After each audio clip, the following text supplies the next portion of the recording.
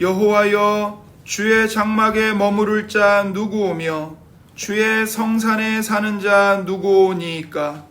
정직하게 행하며 공의를 실천하며 그의 마음에 진실을 말하며 그의 혀로 남을 허물하지 아니하고 그의 이웃에게 악을 행하지 아니하며 그의 이웃을 비방하지 아니하며 그의 눈은 망령된 자를 멸시하며 여호와를 두려워하는 자들을 존대하며 그의 마음에 서원한 것은 해로울지라도 변하지 아니하며 이자를 받으려고 돈을 꾸어주지 아니하며 뇌물을 받고 무죄한 자를 해하지 아니하는 자이니 이런 일을 행하는 자는 영원히 흔들리지 아니하리이다. 아멘. 이는 살아계신 하나님의 말씀입니다.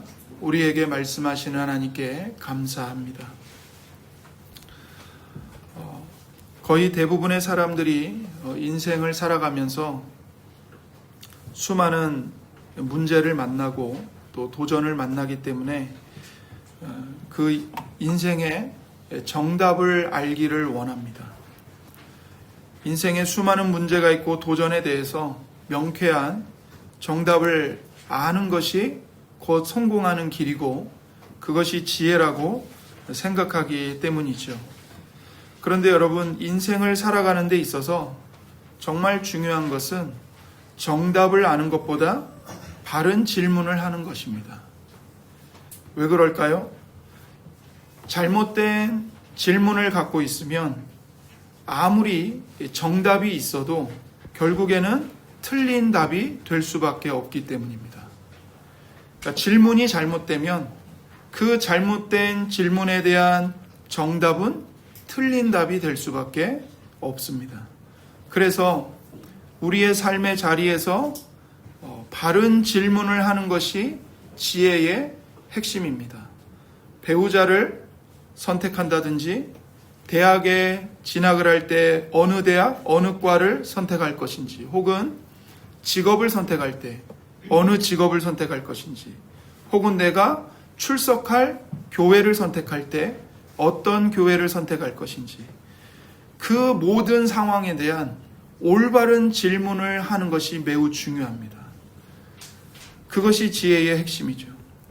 그렇다면 우리 인간이 평생 동안 마주해야 할 수많은 질문 가운데 가장 중요한, 가장 바른 질문은 무엇일까요?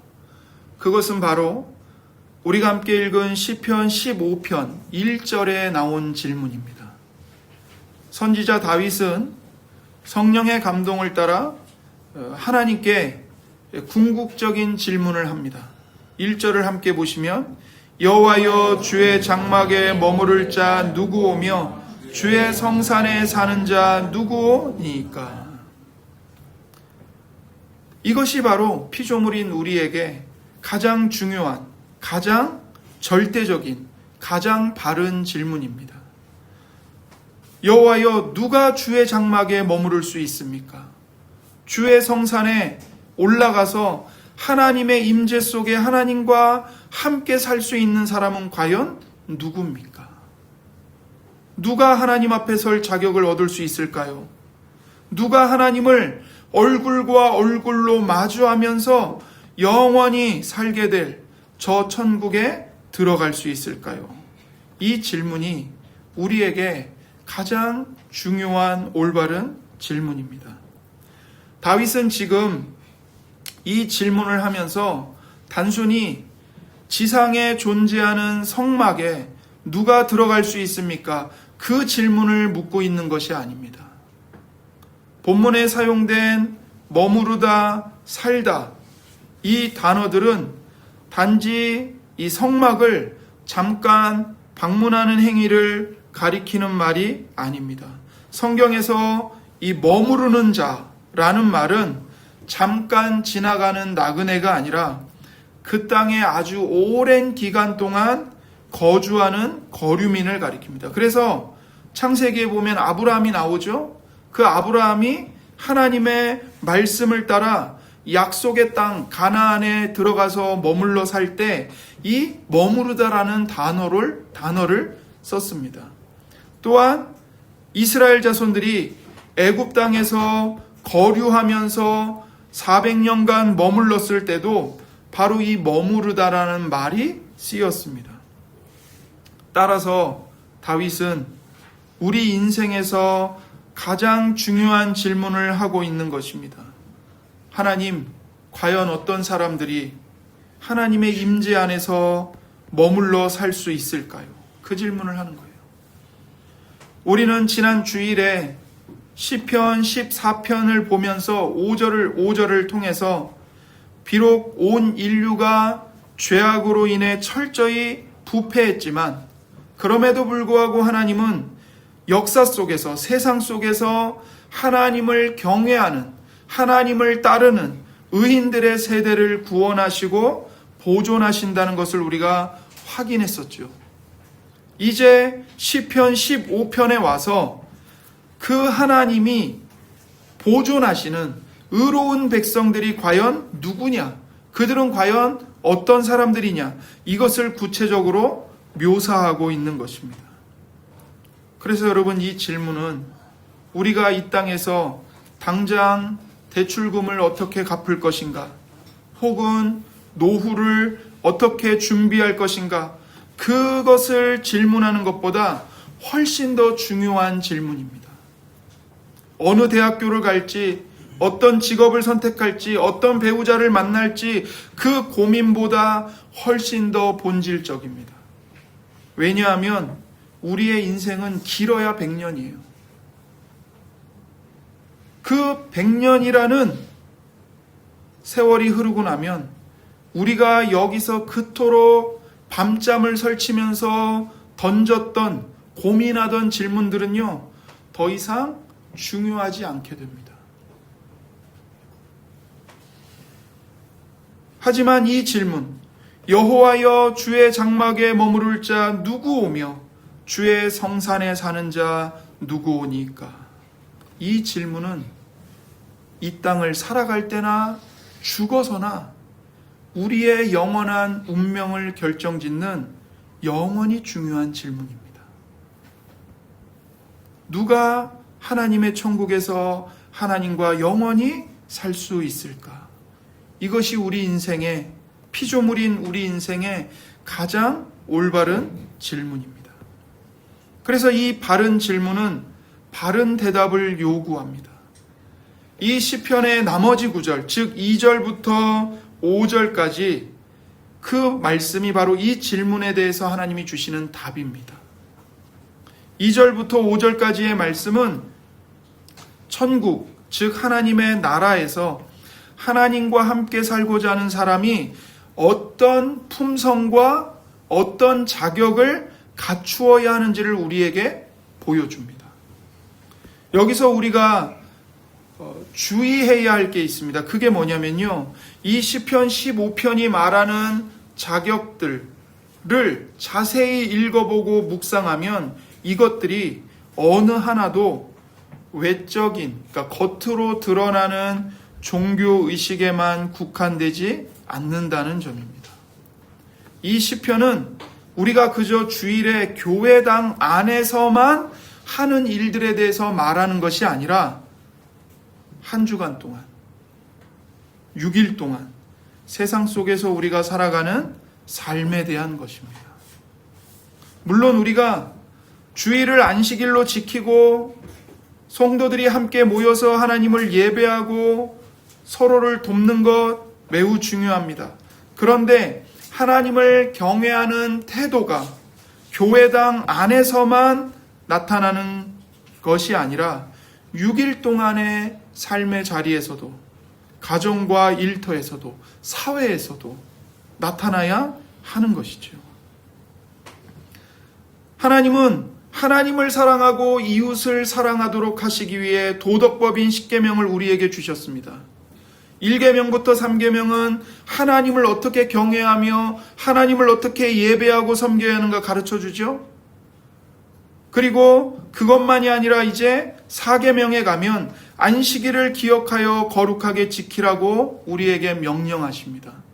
이 하나님을 사랑하라는 십계명은 이 4계명, 안식일을 기억하여 거룩하게 지키라는 4계명과 이웃사랑을 명령하는 5계명부터 10계명까지 모두 다 지키는 것으로 실천되어야 하는 것입니다. 하나님의 백성은 교회에 있지 않을 때 그들이 사는 삶의 모습에 의해서 확인됩니다. 그들이 어떤 삶을 사느냐, 그것으로 우리가 진짜 하나님의 백성인가 아니면 겉만 기독교적 예식으로 꾸미는 가짜인가가 드러나는 것이죠. 그래서 시편 15편에는 하나님의 구원받은 백성들이 갖추어야 할 품성, 자격, 요건들로 무려 11가지를 제시합니다. 그런데 이 요건들은 4가지의 범주로 정리를 할 수 있습니다. 첫 번째 범주는 개인의 품성에 관한 것입니다. 하나님의 말씀은 하나님의 임재 안에 살 수 있는 사람의 성품이 어떤 성품인지를 말하는 것부터 시작을 합니다. 2절에 보시면 정직하게 행하며 공의를 실천하며 그의 마음에 진실을 말하며, 이 2절에서 하나님은 하나님의 사람의 개인적 성품에 있어서 3가지를 말씀하십니다. 첫 번째, 그는 정직하게 행하는 사람입니다. 정직함은 우리의 삶에서 최우선순위입니다. 가장 먼저 나옵니다. 왜 그러냐면 여기서 정직이라는 단어는 죄 없는 완벽함이 아니라 온전함, 순결함, 그리고 진짜임을 뜻하는 말입니다. 진짜. 그러니까 여러분, 진품이 있으면 그 진품을 모방하는 가품이 있죠. 소위 짝퉁이라고 하잖아요. 명품이 있으면 그 명품을 모방한 짝퉁들이 세상에는 나오기 마련이에요. 그런데 여기서 정직하게 행한다. 이 정직이라는 성경이 말하는 말은 가짜가 아니라는 거예요. 진짜라는 거예요. 진짜. 그래서 이 정직하게 행한다는 말이 가장 먼저 나오는 거예요. 그래서 이 사람은 진짜 하나님을 사랑하고 경외하는 하나님의 백성이기 때문에 그 사람은 지속적으로 주님이 명하시는 길을 따라 걷습니다. 삶이 형통하든, 삶이 고통스럽든, 기쁨이 있든 슬픔이 있든, 부하든 가난하든, 건강하든 병들었든, 그것과 상관없이 지속적으로 끝까지 주님의 길을 따라 걷습니다. 왜냐하면 그 사람은 진짜이기 때문에 그래요. 그래서 겉으로 드러나는 사람의 행동은 그 사람의 됨됨이에서 나오죠. 됨됨이에서 나오죠.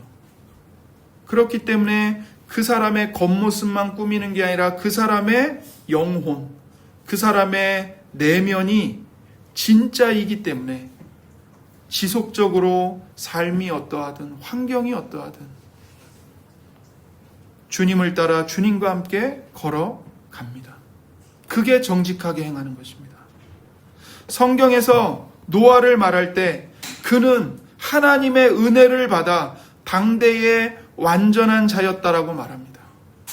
하나님께서는 아브라함에게 말씀하십니다. 너는 내 앞에서 행하여 완전하라. 그래서 진짜로 순결한 온전한 삶의 방식은 구약의 성도들의 확실한 표지였습니다. 그게 그들이 믿음의 사람이고 하나님의 은혜를 받은 사람들이라는 증거였습니다. 두 번째로 이 사람은 공의를 실천합니다. 공의를 실천해요. 공의를 실천하며 이제 초점을 구체적인 행동으로 옮깁니다. 의로운 사람은 하나님의 기준을 따라 옳은 일을 행합니다. 여러분, 우리가 무언가를 믿는다면 우리는 우리가 정말 믿는 것을 행하게 되어 있습니다. 만약에 우리가요, 돈이 정말 중요하고 돈이 최고의 가치가 있다라고 믿으면 우리의 모든 생각과 판단과 선택은 다 돈을 기준으로, 돈을 따라가는 일을 행하며 살아가게 될 겁니다. 그러나 만약 우리가 믿는 대로 살지 않는다면 우리는 그것을 믿지 않는 것입니다. 우리 주 예수님의 형제인 야고보는 우리가 행하는 것과 진실로 믿는 것 사이에 연관성이 있다는 것을 말합니다. 야고보서 2장 14절 17절에 내 형제들아 만일 사람이 믿음이 있노라 하고 행함이 없으면 무슨 유익이 있으리요 그 믿음이 능히 자기를 구원하겠느냐 만일 형제나 자매가 헐벗고 일용할 양식이 없는데 너희 중에 누구든지 그에게 이르되 평안히 가라 덥게 하라 배부르게 하라 하며 그 몸에 쓸 것을 주지 아니하면 무슨 유익이 있으리요 이와 같이 행함이 없는 믿음은 그 자체가 죽은 것이라. 행함이 없는 믿음은 그 자체가 죽은 것이다. 말만 나오는 믿음, 그러나 행함이 없다면 그 믿음은 죽은 믿음이다. 우리가 하나님을 믿는다면 믿음을 따라 살 거라고 말하는 거죠. 믿음은 사랑의 행위로 열매를 맺는다는 것입니다. 그래서 이 사람은 자기가 하나님을 믿는 바를 따라 공의를, 옳은 일을 실천하는 겁니다. 세 번째, 이 사람은 그의 마음의 진실을 말합니다. 자기 마음의 진실을 말해요. 우리가 시편 14편 1절에서 뭘 봤습니까? 어리석은 자는 그의 마음에 스스로를 속여서 하나님은 없다 하는도다. 그걸 봤죠. 하지만 경건한 이 사람은 스스로를 속이지 않고 그는 하나님에 대해서, 다른 사람들에 대해서, 그리고 자기 자신에 대해서 마음의 진실을 말합니다. 진리를 말합니다. 스스로 아첨하거나 자만하지 않습니다. 이 세 가지, 결국 이전이 말하는 이 세 가지 개인적인 자격 요건은 정직, 그리고 공의를 실천하는 것, 그리고 순결함, 진실함으로 요약을 할 수 있습니다. 두 번째 범주가 나옵니다. 이제 이것은 대인관계, 즉 다른 사람들과의 관계입니다. 3절에 보시면 그의 혀로 남을 허물하지 아니하고 그의 이웃에게 악을 행하지 아니하며 그의 이웃을 비방하지 아니하며 이렇게 말하죠. 3절에서 말하는 자격 요건들은 다른 사람들과 어떤 관계를 맺고 있는가, 여기에 초점이 맞춰져 있습니다. 그리고 이 세 가지는요, 3절에서도 세 가지를 얘기하는데 이 세 가지는 결국 뭘 말하는 거냐면 레위기 19장 18절의 명령, 즉 너의 이웃 사랑하기를 너 자신같이 하라. 이 하나님의 율법에 대한 구체적인 적용입니다. 그래서 이제 네 번째 자격 요건이 나옵니다. 경건한 사람은 다른 사람들을 자기 혀로 험담하지 않습니다. 여기 남을 허물한다 이렇게 나와 있는데 이 허물하다, 허물한다 이 히브리어 단어는요 본래 염탐하다입니다. 염탐하다. 그런데 이 의미가 확장되어서 험담하다로 뜻을 갖게 된 거예요. 그러니까 염탐한다는 말은 몰래 숨어서 다른 사람을 훔쳐보고 그 사람을 살피는 것이죠. 숨어서 다른 사람을 캡니다. 그런데 캐는 것으로 끝나는 게 아니라 그렇게 염탐을 하면서 험담을 퍼뜨리는 거예요. 나쁜 말을 퍼뜨리는 거예요. 그런데 경건한 사람은 그렇게 하지 않는다는 겁니다. 야고보 사도는 야고보서 4장 11절에서 이렇게 말했어요. 형제들아 서로 비방하지 말라. 형제들아 서로 비방하지 말라. 뒷말과 험담은 공동체에 막대한 피해를 입힙니다. 건강한 교회를 세우는 일은 매우 힘들고 시간이 매우 오래 걸리는 일이에요. 그러나 그렇게 오랜 시간 동안 공을 들여서 세워진 건강한 교회를 단번에 파괴하고 무너뜨리는 게 있습니다. 그게 뭐냐면 험담입니다. 어느새 교회 공동체 안에 험담이 돌아다니기 시작하면요, 아무리 교회가 건강하게 세워졌어도 급속한 속도로 교회는 파괴되어 버립니다. 그래서 우리는 형제들아 서로 비방하지 말아라, 서로 뒷말을 하지 말아라, 이 야고보 사도의 경고를, 이 권면을 정말 무겁게 받아들여야 됩니다. 험담은 타인의 허물에 집중하지만 사랑은 허다한 죄를 덮습니다. 다섯 번째 자격 요건으로 경건한 사람은 그의 이웃에게 악을 행하지 않는다고 말합니다. 여러분, 우리의 이웃은 누구입니까? 우리가 하루 동안 마주치는 모든 사람들, 그들이 바로 이웃이에요. 내가 만나는 사람들. 우리는 적극적인 방식으로 그 이웃들을 보호해야 합니다. 우리가 그 사람 곁에 있기 때문에 그 이웃이 안심할 수 있어야 돼요. 내가 그 이웃과 함께 있는데 이 이웃이 나로 인해서 불안을 느끼면 안 됩니다. 우리가 일터에 가서 일을 하죠. 근데 사장이나 직원이 우리로 인해서 착취당하거나 손해를 입을까봐 걱정하지 않아야 합니다. 이웃에게 해를 끼치지 않고 항상 복이 되는 삶이 바로 성도가 살아야 되는 본분입니다. 여섯 번째 자격은 그가 그의 이웃을 비방하지 않는 것입니다. 경건한 사람, 그는 충성되고 친구를 배반하지 않습니다. 여러분, 우정과 충성, 즉 신실함은 하나님께 중요합니다. 예수 그리스도께서 이 땅에 우리와 같은 사람이 되어 오셨잖아요. 그런데 이 땅에서 예수님이 많은 고난과 고통을 견디셨는데 그 가운데 하나가 뭐냐면 유다의 배반이었습니다. 제자인 가룟 유다의 배반. 다윗은 이것을 시편 55편에서 이렇게 고백합니다. 나를 책망하는 자는 원수가 아니라 원수일진데 내가 참았으리라. 나를 대하여 자기를 높이는 자는 나를 미워하는 자가 아니라 미워하는 자일진데 내가 그를 피하여 숨었으리라. 그는 곧 너로다. 나의 동료, 나의 친구요, 나의 가까운 친우로다. 다윗의 고백을 보세요. 누가 다윗을 괴롭히죠? 누가 다윗을 미워합니까? 누가 다윗에게 고통을 줍니까? 그는 곧 너로다. 나의 동료, 나의 친구요, 나의 가까운 친한 벗이로다.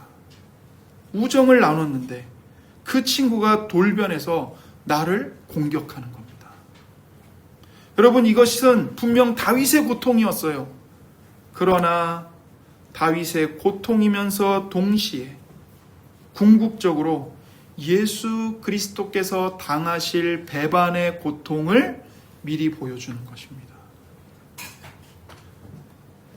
거룩하신 하나님께서 마침내 당신의 백성으로 기쁘게 맞이하시고 하나님이 계시는 그 영광의 성막에 들어가도록 부르시는 사람은 결코 상황에 따라 얼굴을 바꾸는 사람이 아닙니다. 자신의 친구들과 공동체 앞에서 끝까지 이익과 손해와 상관없이 우정과 신실함을 지키는 사람입니다. 그 사람을 하나님은 기쁘게 하나님이 계시는 성막과 성산에 들이신다는 거예요. 세 번째 범주는 이제 마음입니다. 마음. 4절에 보시면 그의 눈은 망령된 자를 멸시하며 여호와를 두려워하는 자들을 존대하며 그의 마음에 서원한 것은 해로울지라도 변하지 아니하며, 이렇게 말하죠. 여기 7번째와 8번째 요건이 나옵니다. 그런데 이것은요, 동전의 양면과 같습니다. 즉 7번째, 망령된 자를 멸시하며, 그리고 8번째, 여호와를 두려워하는 자들을 존대하며. 이 두 가지는요, 결국 무엇이냐면 하나님이 사랑하시는 것을 사랑하고 하나님이 미워하시는 것을 미워하는 것을 뜻합니다. 여기 망령된 자는 문자적인 의미로 거절된 사람입니다. 거절된 사람. 다시 말해 하나님께 거절된 사람, 즉 하나님께 버림받은 완악한 악인을 뜻합니다. 그래서 경건한 사람은 하나님을 따라 하나님의 거룩한 생각을 생각하고 하나님을 따라 하나님의 감정을 느껴서 하나님이 거절하신 완악한 악인을 미워합니다. 다윗은 시편 139편에서 이렇게 말했어요. 여호와여, 내가 주를 미워하는 자들을 미워하지 아니하오며 주를 치러 일어나는 자들을 미워하지 아니하나이까. 내가 그들을 심히 미워하니 그들은 나의 원수들이니이다. 여기 보시면 다윗이 누구를 미워하는가? 여호와여, 내가 주를 미워하는 자들을 미워하지 않습니까? 주를 치러 일어나는 자들을 미워하지 않습니까? 내가 그들을 심히 미워합니다. 그들은 나의 원수들입니다. 이렇게 말하죠. 다윗이 누구를 미워하는가? 하나님을 미워하고 대적하는 자들을 미워합니다. 그래서 신앙의 핵심은 죄를 미워하고 악을 혐오하는 것입니다. 즉 하나님과 같은 마음을 갖는 겁니다. 하나님의 생각을 따라 생각하는 것입니다. 그래서 야고보 사도는 세상과 벗이 되고자 하는 자는, 그러니까 세상과 친구가 되고자 하는 자는 스스로 하나님과 원수되는 것이다, 이렇게 말했습니다. 우리의 마음이 하나님의 마음과 같아야 합니다. 하나님의 생각과 우리의 생각이 똑같고 하나님의 감정과 우리의 감정이 똑같고 하나님의 의지와 우리의 의지가 똑같다면 우리는 주님을 두려워하는 자들을 존경할 것이고 주님을 멸시하는 자들을 미워할 것입니다. 9번째 자격 요건은 그의 마음에 서원한 것은 해로울지라도 변하지 아니하며입니다. 자기 마음에 서원한 것은 아무리 해가 된다 할지라도 바꾸지 않는다는 거예요. 우리에게 불이익이 생길 때도 약속을 지킨다는 말이죠. 이득이 있을 때 자기 말을 지키는 것은 쉽습니다. 그러나 상황이 바뀌어서 손해가 생길 때 그때에도 변하지 않고 약속을 이행하는 것, 그것이야말로 진정한 순결함의 시험입니다. 경건한 자들은 어떤 상황에서도 자신이 한 말을 지킵니다. 네 번째 범주는 돈과 관련됩니다. 돈.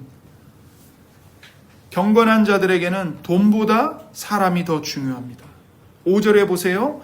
이자를 받으려고 돈을 구워주지 아니하며 뇌물을 받고 무죄한 자를 해하지 아니하는 자이니.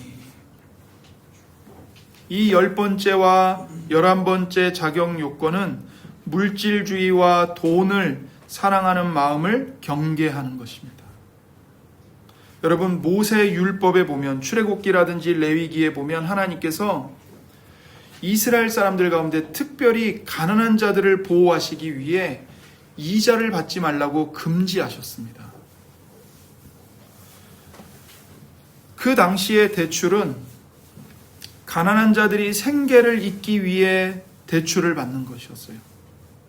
그래서 그들은 오늘날 우리처럼 스마트폰을 사거나 자동차를 사기 위해서 대출을 받은 것이 아닙니다. 이 가난한 사람들은 농사를 지어서 먹고 살 수밖에 없는데 기근이 닥쳐요. 재해가 닥쳐요. 그래서 농사를 완전히 망쳤어요. 그들이 그 다음에 농사를 짓기 위해 뿌려야 할 종자조차도 거두지를 못했어요. 그럴 때 살기 위해서 돈을 빌리는 거죠. 돈을 빌릴 수밖에 없죠. 그럴 때는.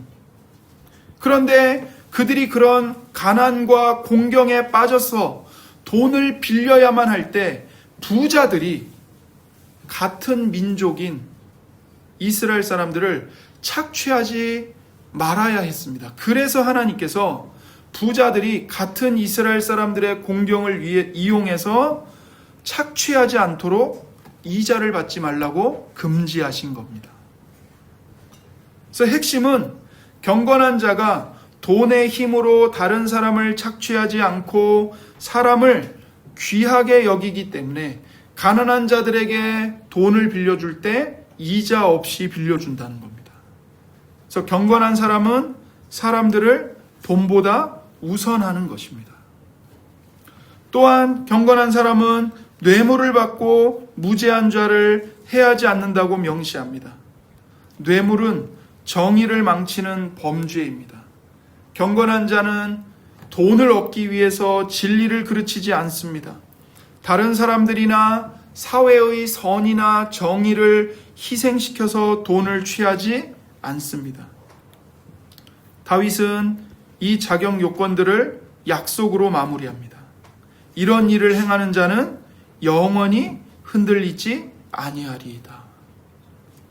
이런 자격을 갖춘 경건한 사람은 하나님의 임재 안에서 하나님과 함께 동행하기 때문에 하나님께서 그 사람을 영원히 흔들리지 않도록 지키신다는 거예요. 안전하다는 겁니다. 여러분, 우리가 지금까지 시편 15편을 통해서 주의 성막에 들어갈 수 있는 사람, 주의 성산에 들어갈 수 있는 경건한 사람의 이 자격 요건들을 들었습니다. 그런데 여러분, 이 말씀 앞에서 어떤 생각이 드시나요? 솔직하게 고백하면 저는 이 엄격한 시편 15편의 요구들을 설교할 자격이 없습니다. 저는 이 말씀 앞에서 절망감을 느낍니다. 이 말씀 앞에서 제 마음이 산산이 깨트려지는 절망감을 느낍니다. 왜냐하면 이 하나님의 공의 앞에서 제 자신, 저의 성품, 저의 행위 어떤 것도 이 거룩한 의인과 경건한 자의 자격 조건에 턱없이 모자라기 때문이죠. 부족합니다. 과연 나는 단 한순간도 사랑과 하나님 앞에 비난받을 것이 없이 흠없이 완벽하게 걸어왔는가? 나는 삶의 모든 영역에서 단 한 번의 타협도 하지 않고 오직 공의와 진리만을 전심으로 실천했는가? 나는 다른 사람들이 보지 않는 은밀한 골방에서조차도 언제나 추호의 거짓이 없이 진실만을 자기 자신에게 말해왔는가? 거룩하신 하나님께서는 우리의 겉과 속을 아십니다. 하나님은 우리가 머릿속으로 스쳐 지나가는 은밀하고 부끄러운 생각들까지 알고 계십니다. 그러므로 다윗은 시편 143편 2절에서 모든 사람을 대표해서 하나님께 이렇게 부르짖었습니다. 주의 종에게 심판을 행하지 마소서. 주의 눈앞에는 의로운 인생이 하나도 없나이다. 주의 종에게 심판을 행하지 마소서. 주의 눈앞에는 의로운 인생이 하나도 없습니다. 우리가 하나님 앞에서 우리가 스스로 만든 무화과 나무 잎을 벗어버리고 위선의 가면을 벗어버리고 우리 자신에게 조금이라도 정직하다면 우리는 절대로 이 시편 15편이 요구하는 하늘의 기준에 걸맞게 살아가지 못했음을 통곡하면서 자복할 수밖에 없습니다. 그렇다면 이제 우리는 어떻게 해야 할까요? 우리는 성경을 통해서 인생의 가장 중요한 질문이 무엇인지 압니다. 하지만 그 질문 앞에 우리가 내놓을 수 있는 대답은 너무나 비참합니다. 우리 가운데는 그 누구도 단 한 사람도 거룩하신 하나님의 임재 안에 영원히 설 자격이 있는 사람이 없기 때문입니다. 그러나 바로 이 절망에서, 이 우리의 심령이 산산조각 난 그 상태에서 성경의 복음이 우리에게 주어집니다. 인류 역사상 오직 한 사람, 단 한 분만이 이 시편 15편의 엄격한 자격 요건들을 온전히 그리고 완전하게 성취하셨습니다. 하나님의 영원하신 아들, 성육신하신 예수 그리스도만이 완벽하게 흠없는 삶을 사셨고 완전한 공의를 실천하셨고 그 마음과 입술에서 오직 진실만을 말씀하신 유일무이한 분, 예수님이십니다. 베드로 사도는 성령의 감동으로 예수 그리스도의 생애를 이렇게 확증합니다. 베드로전서 2장 22절에 그는 죄를 범하지 아니하시고 그 입에 거짓도 없으시며.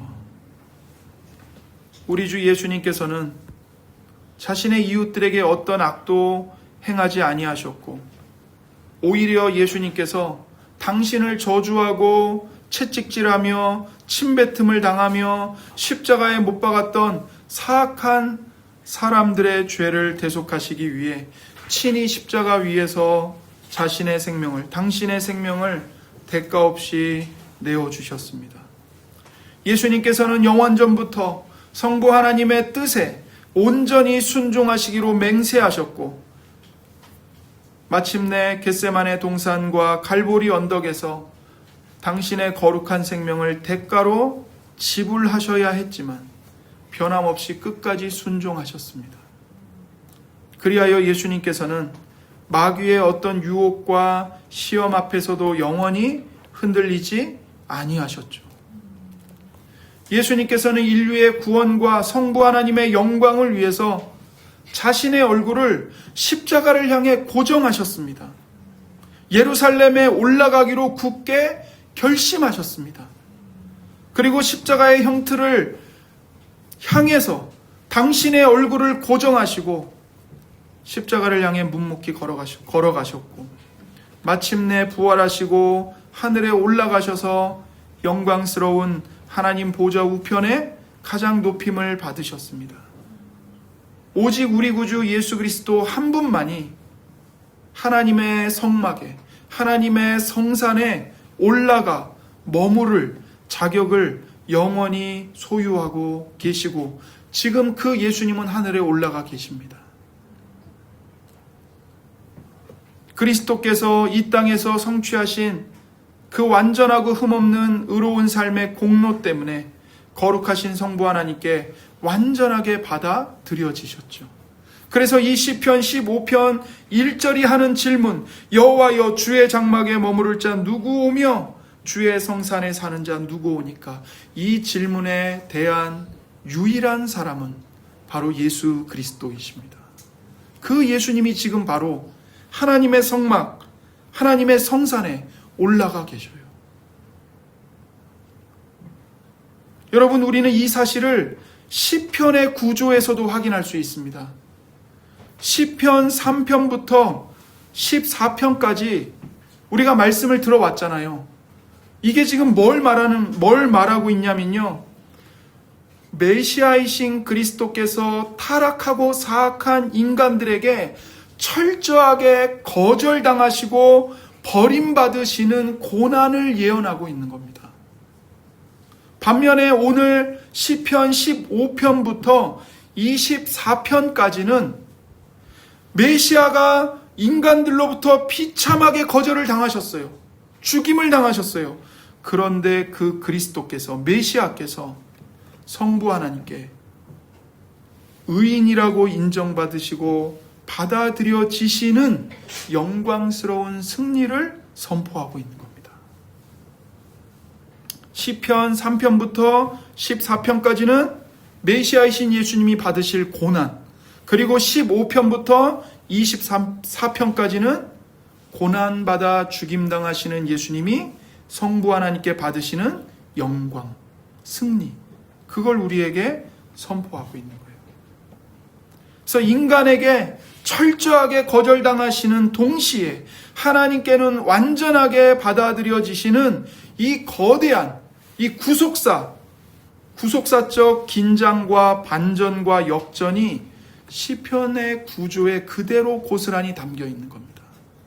그러니까 경건한 자들이 이 시편을 순서를 짤 때 아무렇게나 짠 게 아니에요.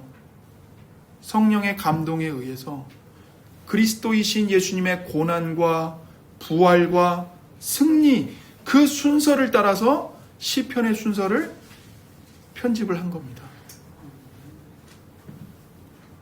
이것은 사실 시편 전체의 기초가 되는 시편 2편 1절에서 6절의 예언에 깊이 뿌리를 두고 있습니다. 여러분, 시편 1편과 2편이 시편 전체의 서론이고 기초예요. 그런데 그 시편 2편에 뭐가 예언되어 있죠? 세상의 모든 열방들, 모든 군왕들이 결탁해서 하나님을 대적하고 하나님의 기름 부음 받은 왕을 대적하면서 분노합니다. 소란을 떱니다. 그런데 그들을 보시면서 만군의 여호와 하나님께서는 세상을 비웃으시고 마침내 뭐라고 선포하시냐면 시편 2편에서 내가 나의 왕을 내 거룩한 산 시온에 세웠다라고 선포하셔요. 그래서 이 시편 2편이 시편 전체에, 특별히 시편 3편부터 23편까지의 기초가 되는 거예요. 이처럼 시편의 신학적 구조는 시편 2편에서 최초로 예언되었던 하나님의 기름 부음 받은 이 왕, 만왕의 왕, 이 영광스러운 왕의 통치와 그 왕이 자기 백성들을 위해 받으시는 대속의 고난, 대속의 죽음을 점진적이면서 점차 발전시키면서 예언을 하고 있는 거예요. 여러분, 그렇다면 만왕의 왕이신 이 예수 그리스도의 고난과 승리의 구조가 오늘날 광야와 같은 세상에서 살아가는 저와 여러분, 상처받고 신음하고 어디 하소연할 데도 없고 그렇게 울면서 살아갈 수밖에 없는 우리에게 어떤 의미를 줄까요? 만약에 예수님 홀로 이 시편 15편을 완벽하게 완성하셨고 그분 혼자 하나님께 받아들여지셨다면 그것이 오늘날 여전히 허물이 많고 죄인이고 하나님의 율법 앞에서 정죄당할 수밖에 없는, 자격이 조금도 없는 우리들에게 도대체 무엇이 좋은 것이고 무엇이 유익한 것일까요? 우리는 지금 가장 중요한 질문 앞에 서 있습니다. 여호와여, 주의 장막에 머무를 자 누구오며 주의 성산에 사는 자 누구입니까? 누가 그럴 수 있습니까? 이 질문 앞에서 우리들은 우리 자신의 부패한 본성을 바라보면서 내가 지금까지 저지른 죄악들을 바라보면서 거룩하신 하나님의 천국 문 밖으로 쫓겨나 버림을 받아 슬피 울며 멀리 서 있을 수밖에 없는 절망적인 존재들입니다.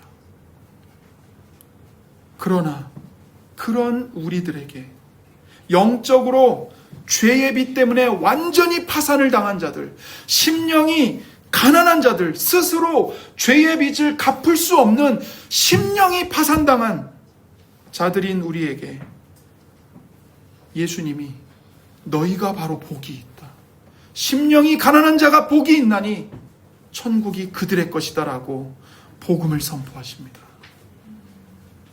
이 복이 무엇입니까?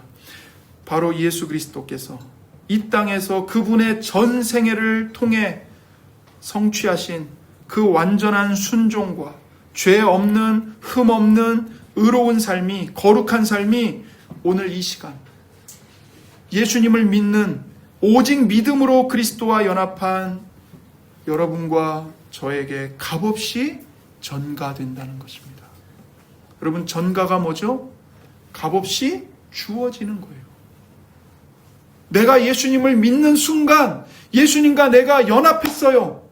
그래서 나의 모든 죄의 빚은 예수님이 가져가시고 예수님의 영원한 의는 나에게 선물로 주어진 거예요. 이건 마치 뭐와 같은 거냐면 왕자와 거지인 한 여자가 결혼하는 것과 똑같아요. 왕자와 어마어마한 빚더미에 깔린 여자 신부와 결혼을 하게 돼서 한 몸이 되면 어떻게 되죠? 왕자의 모든 재산이 신부께 돼요.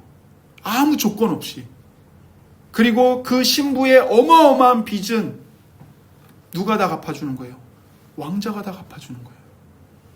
그 일이 우리에게 일어나는 거예요.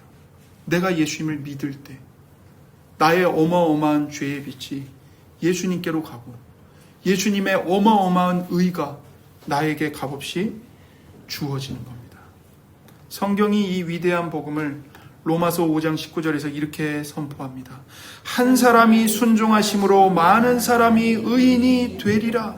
한 사람, 여기서 한 사람이 누구예요? 바로 예수님입니다. 한 사람, 예수님이 순종하셨기 때문에 예수님을 믿는 수많은 사람들이 예수님과 함께 의인으로 인정받습니다. 의인이 되는 거예요.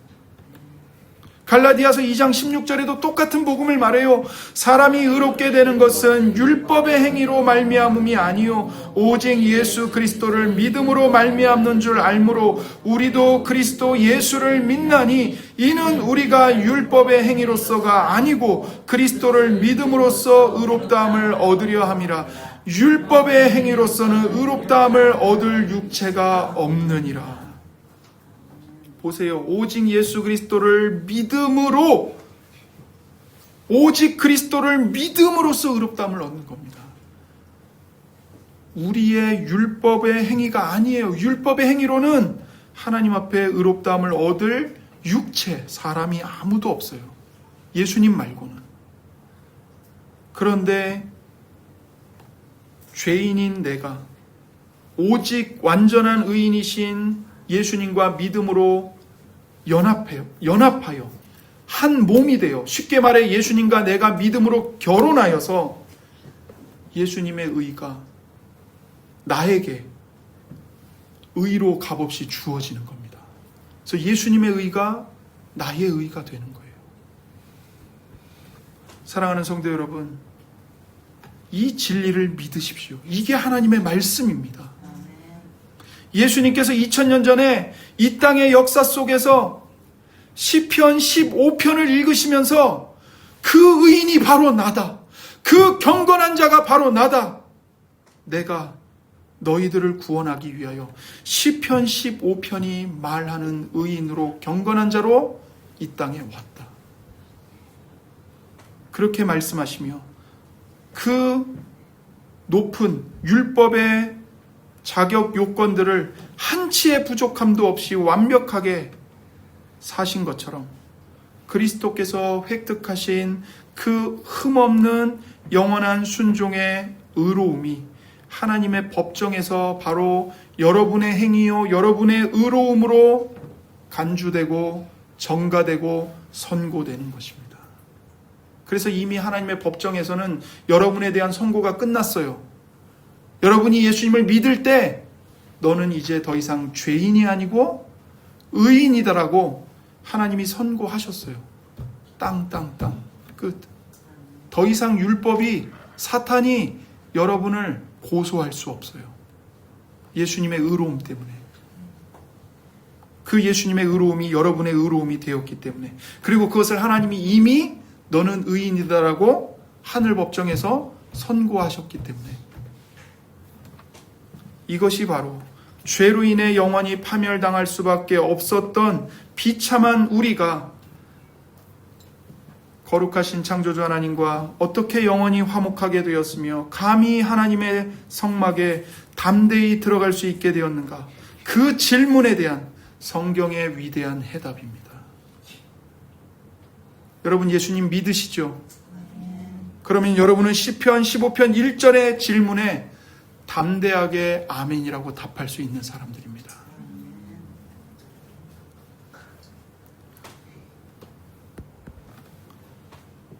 이 경이롭고 거대한 구속의 사건이 어떻게 오늘 여러분의 삶 속에 실제로 일어날 수 있을까요? 방법은 단 하나입니다. 여러분의 헛된 종교적 행위의 자랑을 십자가 앞에서 배설물처럼 여기고 완전히 버리고 오직 상한 심령으로 예수 그리스도께 나아와 예수님을 우리의 유일한 생명의 주와 구세주로 믿고 전심으로 예수님을 따르는 것입니다. 여러분 자신과 여러분의 관련된 모든 것을 예수님께 다 맡기고 의탁하고 의존하는 거예요. 우리 주 예수님께서는 오늘도 천국 문 밖에서 유리 방황하는 사람들을 향해서 이렇게 외치십니다. 요한복음 5장 24절 내가 진실로 진실로 너희에게 이르노니 내 말을 듣고 또 나 보내신 이를 믿는 자는 영생을 얻었고 심판에 이르지 아니하나니 사망에서 생명으로 옮겼느니라. 내 말을 듣고 또 나 보내신 이를 믿는 자는 영생을 얻었다. 더 이상 심판에 이르지 않는다. 이미 사망에서 생명으로 옮겨졌기 때문이다. 예수님의 말씀입니다. 이걸 믿음으로 받아들이십시오. 여러분, 우리는 더 이상 세상의 썩어질 것들에 마음을 빼앗겨서 머뭇거릴 시간이 없습니다. 바로 오늘 지금 이 순간 예수 그리스도께로 돌이켜야 합니다. 오늘 우리가 마주한 시편 15편은 인간의 타락한 육신과 도덕적 힘으로는요 평생을 노력해도 절대로 완수할 수 없는 거대한 영적 장벽입니다. 우리가 아무리 소리를 지르고 율법을 행하며 높이 뛸지라도 결코 그 거룩한 율법의 기준에 닿을 수가 없습니다. 그러나 참으로 감사하게도 우리의 구세주이신 예수님께서 우리를 대신하여 십자가와 온전한 삶을 통해 하나님의 율법의 장벽을 완전하게 뛰어넘으셨습니다. 그리스도께서 사셨던 그 순결하고 경건한 삶 전체가 오늘 이 시간 믿음 안에서 바로 우리의 삶으로 온전히 인정받게 되는 겁니다. 여러분, 우리가 이 복음을 정말 기쁨으로 마음을 열고 받아들이고 이 예수님께 나의 모든 걸 의탁할 때 우리가 비로소 사랑하는 삶을 살기 시작할 수 있습니다.